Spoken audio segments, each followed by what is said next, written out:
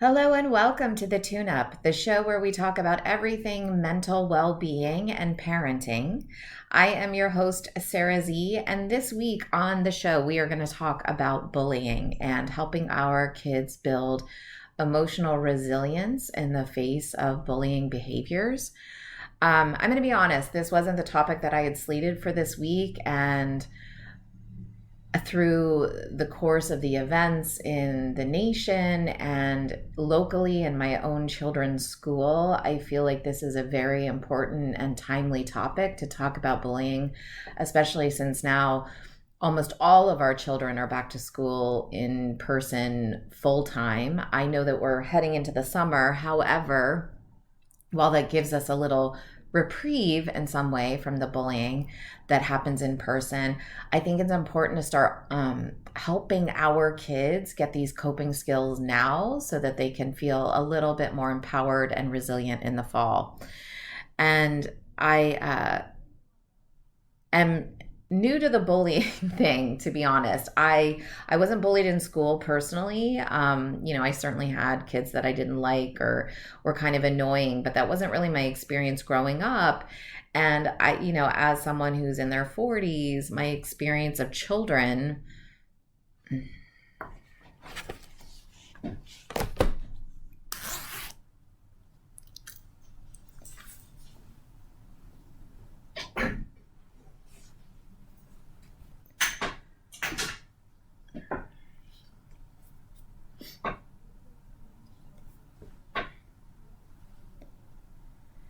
Hello and welcome to the Tune Up, the show where we talk about everything mental well being and parenting. I am your host, Sarah Z, and this week on the show, we are going to talk about bullying.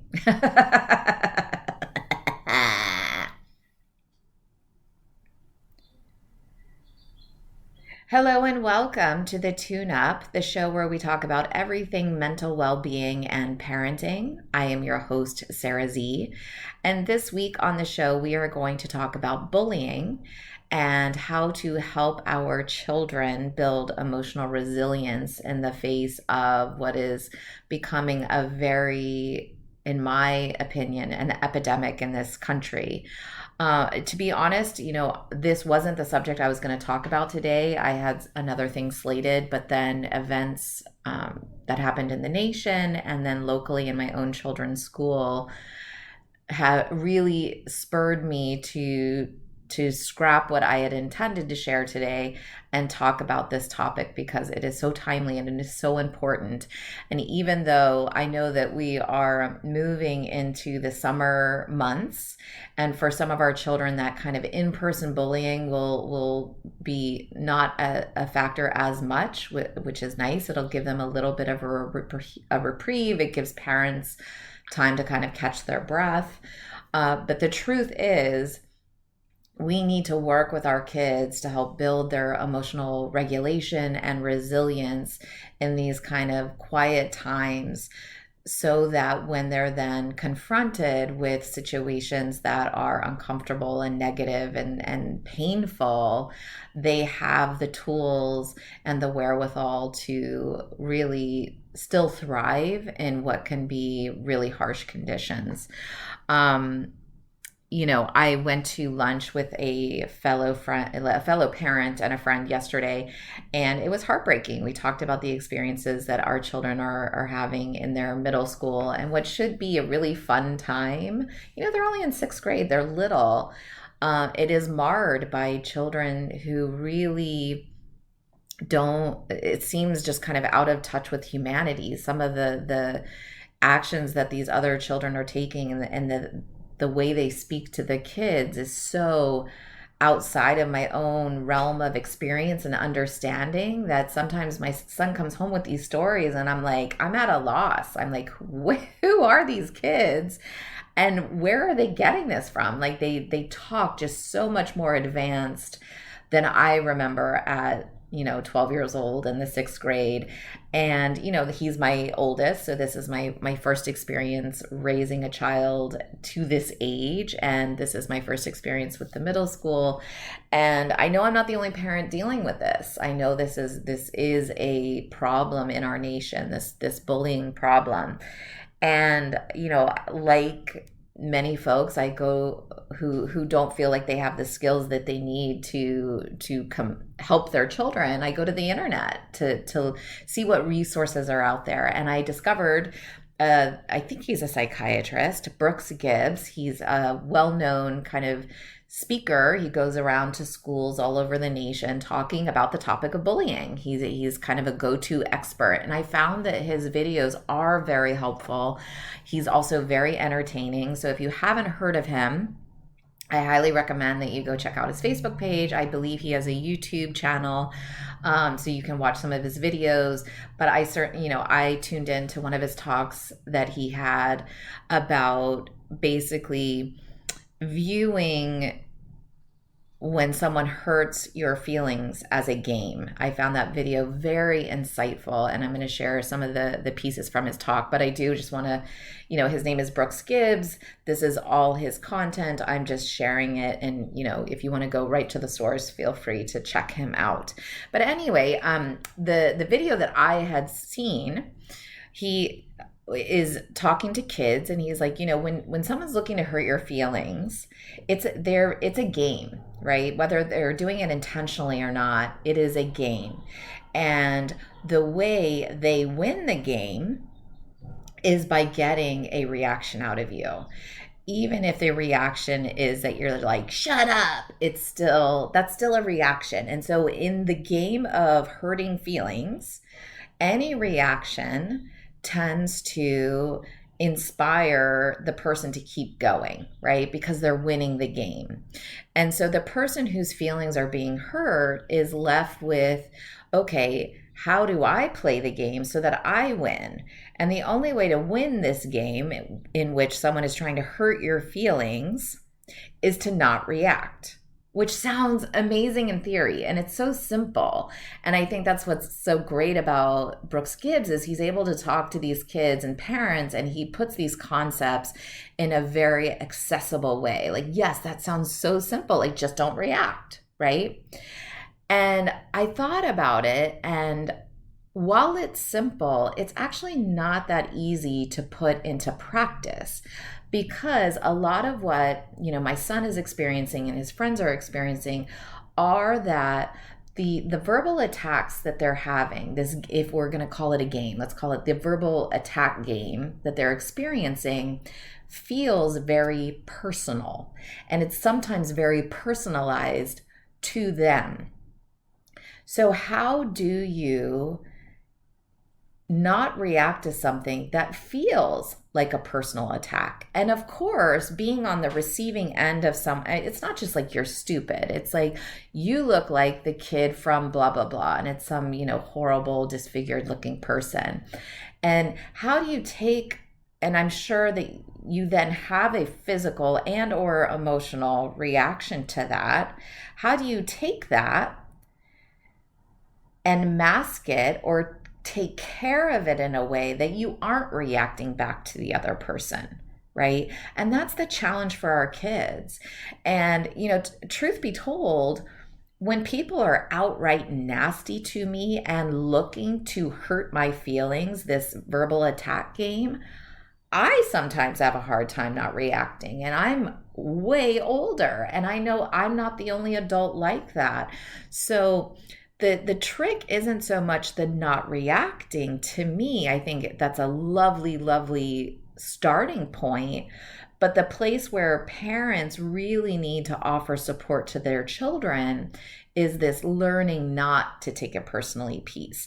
This learning not to react stems from being able to take care of the negative emotions that are triggered and not expecting a reactive outburst to be a satisfactory way in dealing with it, and learning that, basically anything that someone says that is looking to insult, belittle, or berate you is garbage that shouldn't be taken as fact. right? And so that's where the parents really need to help coach our kids on how to deal with that, right? So basically, I'm thinking about it. It reminded me of this Buddhist story that I read, and I'm gonna upgrade it a little bit because I shared it with my kids. And when I shared it one version of it, like the traditional version, and they were like, "Okay, mom." And then I kind of made it more mainstream, and they understood it a little bit more. And basically, I'm gonna just get right into it. So there are two friends, and they make plans to get together to game one day. And the one friend, we'll call him Bob, is going to come over to Jimmy's house, and they're going to play this video game that Bob doesn't have at his house. So Bob comes over, he knocks on the door, Jimmy's not there. And so he's like, maybe he's hanging out with his mom, he's late at school, whatever, I'm going to hang out. So he hangs out, and 15 minutes go by, Jimmy still doesn't show up, and Bob is starting to get angry, right? He's starting to get pissed off. And another 15 minutes go by, and now Bob is livid. Now he's like, Jamie doesn't respect me, he doesn't respect my time, and he's not a good friend, and he's treating me so crappy, and I freaking hate Jimmy. And so he takes some permanent markers that he has in his backpack, and he writes douchebag on Jimmy's front door. And he goes home. And later that night, his cell phone rings, and it's Jimmy. And Jimmy's like, "Oh man, I'm so sorry. My mom had scheduled a doctor's appointment, and I didn't know, and I totally forgot about it. And my cell phone battery died, and I couldn't call you to tell you that I wasn't going to make our game time, and I'm so sorry, and I totally just forgot, but I remembered that we had..." God damn it.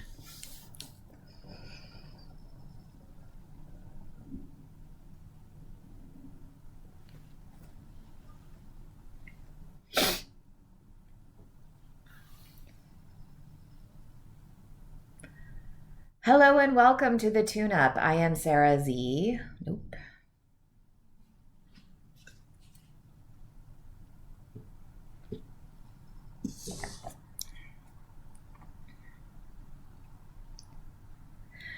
Hello and welcome to the tune-up, the place where we talk about all things mental well-being and parenting. I am your host, Sarah Z. And this week we are going to talk about bullying and helping empower our children and increase their emotional resilience and regulation in the face of what I think a growing epidemic in our nation. I'm going to be honest, this wasn't the topic I was going to talk about this week, but just the events that have occurred in our country with regards to people bullying and their horrific responses to it. And then kind of my own children's experience locally in their own schools have prompted me to start speaking on this topic, because I just can't sit by and not do and or say anything anymore. So we're going to talk about bullying, and we're going to talk about it from the stance of how to empower our kids in the face of it, because the truth is our kids are suffering. And I know that we're heading into the summer months, and for a lot of us parents, we're looking at that as like with a big sigh of relief, because we think it gives us some mental space to get some distance from some of these negative interactions that our kids are experiencing. But the truth is, the downtime is the time to start working with your kids on some of these tools to help kind of empower them to deal with situations differently, because once they're in kind of the strike zone, and it's a crisis point where they're dealing with people that are just meaner or nastier and or just more manipulative than they are and or used to, they need those tools then, and trying to help them it's kind of like trying to slap on a Band-Aid to something that's gushing blood.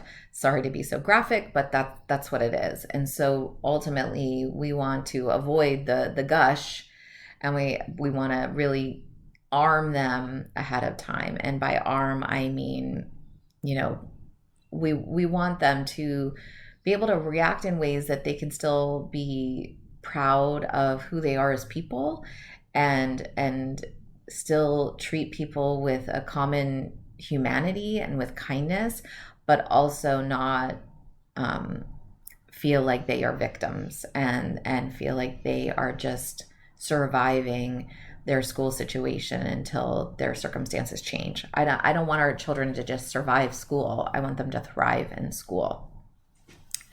And honestly, yesterday I went out to lunch with a fellow parent and friend, and I know it's not just my kids. I know this is a huge problem, and there aren't really clear answers, from the school standpoint. Even when the schools are very reactive, some of the punitive measures that they have, like suspension, really aren't seen as effective, because the children on the receiving end of the suspension are just like, oh, cool, I get a vacation from school, right? Like, there is no like shame or feeling like, oh, I better get my behavior in line because I'm suspended from school. So there obviously there's a parenting element for the bully, but beyond trying to tell someone how to parent their kid, ultimately we have to look to help our own children who are in the receiving end of these behaviors. So how do we do that? Well, for myself, the first thing I did was I went to the internet, and I'm like, how to help your kid who's being bullied, how to help your kid who's struggling with events at school. And through the course of my research and my kind of findings, I found this psychiatrist. He's also a public speaker, named Brooks Gibbs. And if you have not heard of him, I do recommend you check him out. I found that he was very helpful. Some of the things he said really got me thinking. And I love that he actually takes his work to the children themselves. So he's not just talking to parents and helping parents, but he's also helping our kids directly, which I think is lovely. But one of the talks that he gives that I want to talk about today was he basically likened when bullies or children, because not all children are bullies, but when children are playing what he calls the hurt your feelings game, and that's what he calls it. It is a game. When someone's looking to hurt your feelings, it's a game where the winner gets the reaction, right? So the person that's looking to hurt their feelings, how they win is by getting a reaction out of the person they're talking to. And so for the child who's on the receiving end of the crappy comment, how they win is by not reacting. They don't give them any fuel for their fire. So without their fuel, without their reaction, it just kind of fizzles out, and they're like, okay, and they move on, which sounds great in theory. And it's so simple. And that's what I love about it, because it's like the kids get it. You can see in his talk, because he's talking to a group of kids, they really understood that. Like, oh, cool. Like, if I just don't react, Jimmy's going to leave me alone. And I love that. And it's simple. The kids understand it. However, the piece that I think is missing from that, and this is where the parents have to kind of fill in, is how do they not react to a verbal attack that feels so personal and they take so personally, right? And this is where what is simple becomes difficult, because a lot of what is said to our kids can be pretty damn specific and aimed to hurt, right? So I was at the lunch yesterday. My friend was sharing how her son has an interest in physical fitness, and he really likes getting stronger. And so, of course, the people that are kind of harassing him always want to tell him how weak he is, and he's never going to be stronger than them, and he just can't do X, Y, and Z. And they look to push that button because they know that they can get a reaction out of him. And so it is personal. He cares about this very much, and they've identified something that he cares about very much, and they're attacking it over and over and over. So how does that child learn how to, okay, they're saying something about something I really care about, and they're belittling something that I really care about. How do I not react? Right? And that's the piece. That's where we have to work with our kids on, okay, yes, it may feel personal. However, it isn't. And this is the struggle, right, with the children that are being bullied, is learning how to not just not react, but then not to let it affect their self-esteem. And this is stuff that some adults still have trouble with, right? Like this is a big thing to learn, a big thing to try to tackle at 6th grade. They're 12 years old. They're youngins. And so I was thinking about it with regards to my own children, because we do talk about when people try to hurt their feelings, and I try to coach my kids on how to deal with these things, because ultimately telling them to say something back is flying in the face of that, right? So if they say something back, they're letting the other person win. But again, that problem exists. Like, well, their feelings are hurt. So what do we do with that?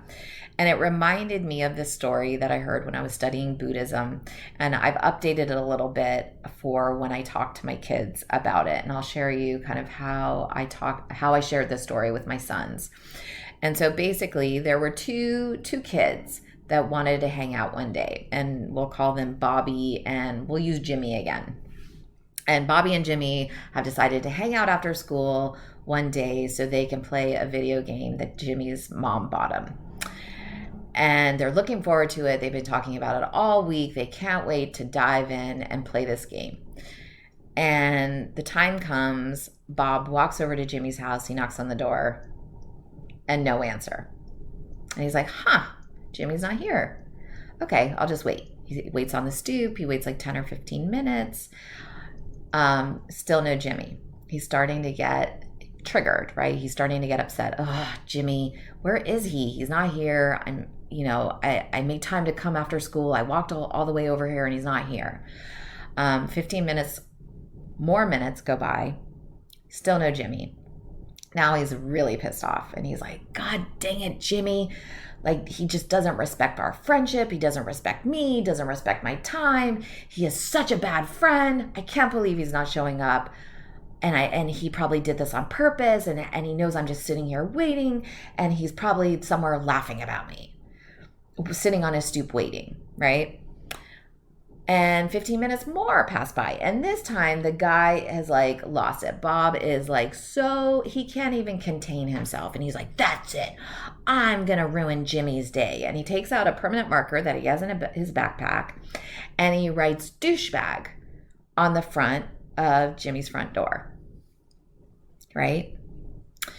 So he goes home, and then later that night his cell phone rings, and it's Jimmy, and he answers the phone. What do you want, Jimmy? He's like, oh my gosh, Bob, I'm so sorry. My mom scheduled a doctor's appointment for me after school, and I didn't know about it. And when I saw her and she was picking me up, I completely forgot that we had scheduled a game hang this afternoon. And I'm so, so sorry, but I'm so appreciative that you wrote your name on my door to remind me that I had missed something that I really wanted to do. And I'm just calling to reschedule. Okay? So let's unpack that a little bit, because my kids at first are like, what? Like, he wrote his name, he wrote douchebag. And I'm like, yeah, that's the point. The point is, one, Bob, and this is how I would discuss it with my kids. Like, yes, so what happened there? Let's dissect a little bit. What happened with Bob? He started making assumptions about Jimmy. And the assumptions weren't like, oh, Jimmy's mom probably took him somewhere, or Jimmy forgot, or Jimmy, he put the onus on himself. Like Jimmy doesn't care about me. Jimmy doesn't respect me. So Bob automatically took it personally, that it was something about him that was a problem, that he wasn't valued as a friend, that his time was invaluable. So Bob took all the onus on himself, where in reality, Jimmy just forgot. There was nothing personal about Bob. And then what he then tried to do was get revenge on Jimmy by writing the nasty name on the front door, so Jimmy would be embarrassed. He would probably get in trouble with his parents. But Jimmy looked at that and was like, oh, Bob did that. He didn't take that on, right? He knew it was his friend, and he took it as the reminder that it was like, oh yeah, Bob was here. But he didn't take it on. He didn't take Bob's anger and Bob's action of revenge as something personal to him. And that's ultimately what we want to guide our children towards, that people are going to say and do what they do, but ultimately it is outside of our children, right? It has nothing to do with our children or their value. And the truth of the matter is, I feel like a lot of these bullies, and again, I'm not a psychiatrist. I've shared this before. I'm not a psychiatrist. I'm just a parent who really cares about our kids. And I do a lot of reading, and this is my opinion. But my opinion is these bullies have massive holes in their self-esteem. And our goal as parents of children who are on the receiving end of a bully's behavior, our job is to show our children and to teach our children that it is not their job to fill that hole. And the bully, they're kids. They're trying to fill that hole any way they can. It's like when my kids were little, I was taking a child psychology course, and they're like, little kids, when they need attention, they'll take any attention, even negative. So they'll have tantrums because even though you're telling them to knock it off, they're still getting attention from you.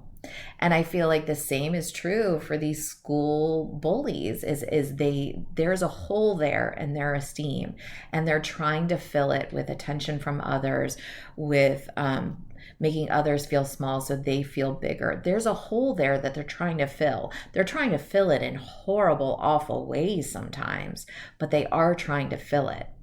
And so how do we keep our kids from accepting that challenge? Like, okay, I'm going to fill it. I'm going to give you the reaction, or I'm going to, I'm going to let myself be heard, or like, how do we kind of stop that cycle so that our children aren't at the effect of it, right?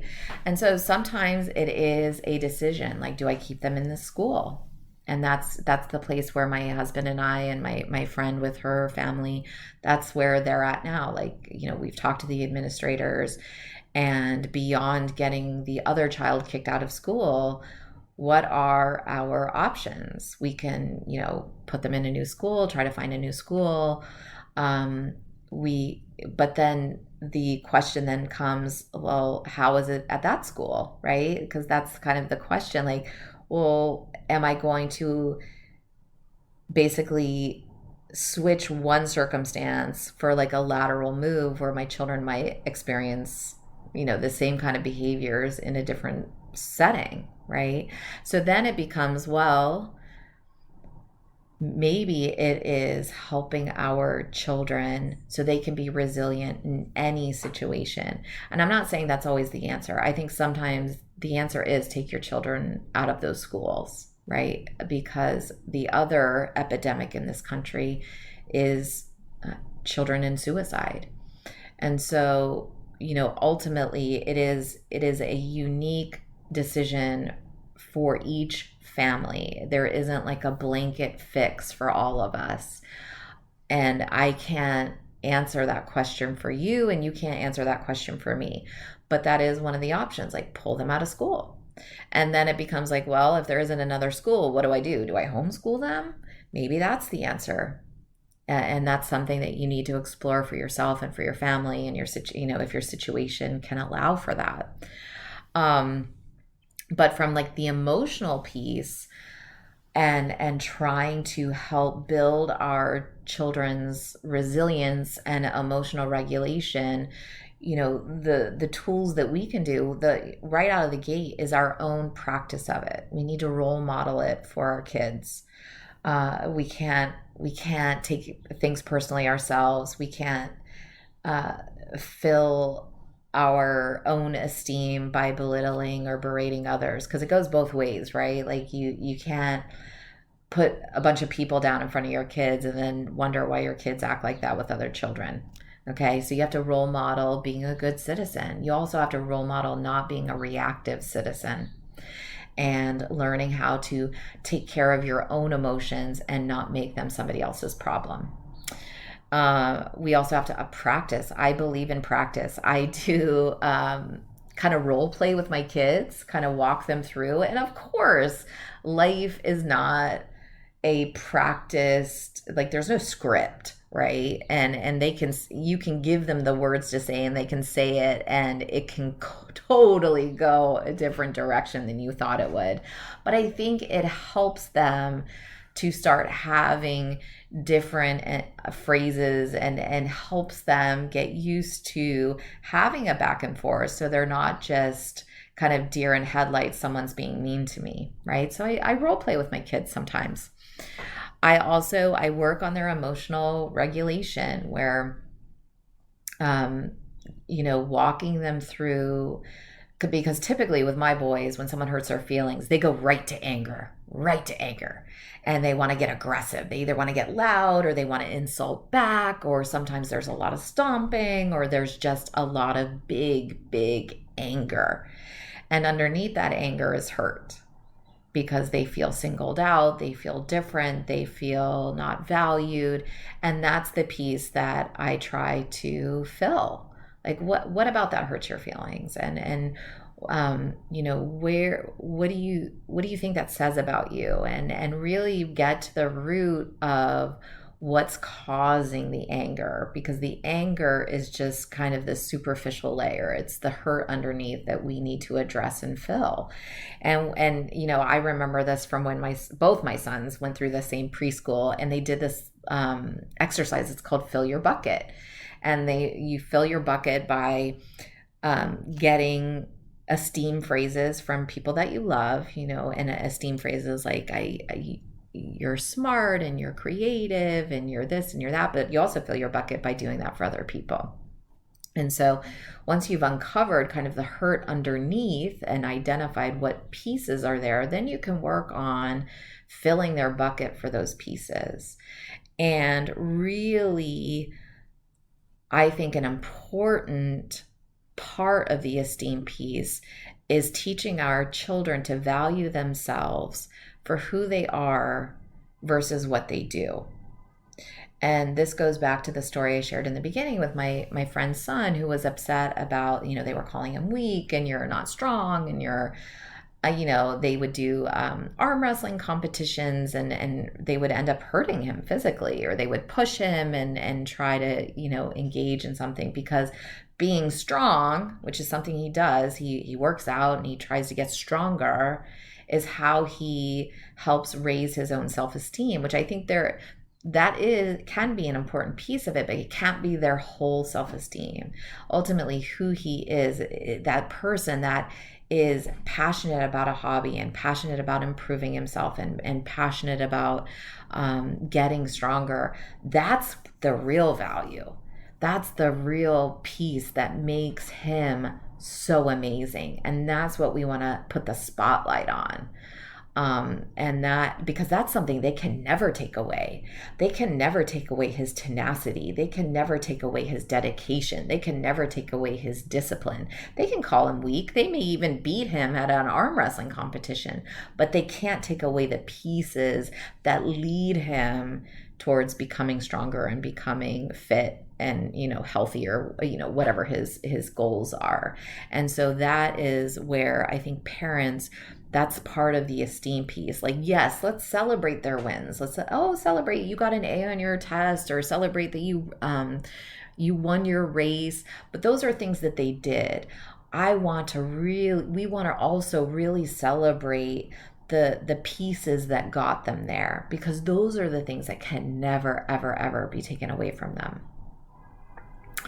I am creating kind of a worksheet around this that I have is basically going to be based on conversations that I've had with my kids, so that if you're interested in building your child's self-esteem on who they are versus what they do, I will make sure that there is a link to download that. I will finish that in the next day or so. So check back here in the next day or so, and you'll be able to download that and use that with your kiddos. I hope this is helpful. I know this is a tough topic. It's a very emotional, volatile, scary topic. And I can only assume that it's also those same feelings for the parent on the other end, the parent that knows that their child may be bullying. And I'm sure that they too are somewhat at a loss as to what to do. And so I feel great empathy and sympathy for all parents who are navigating this, because it's really it's scary. It's heartbreaking. And I think the more that we can support one another and create tools that we can share with each other, I think the better off we'll be, and the better off our children will be in the long run, because ultimately they are our future citizens, and we want them to be as healthy and mentally and physically as much as they can be. And so it's really, we need to help one another to do that. It takes a village, folks. I mean, the saying is true. It takes a village. And so I thank you for allowing me to be a part of your village, and for joining me here today. Tune in next week for more talk on the tune-up. Thanks. Bye.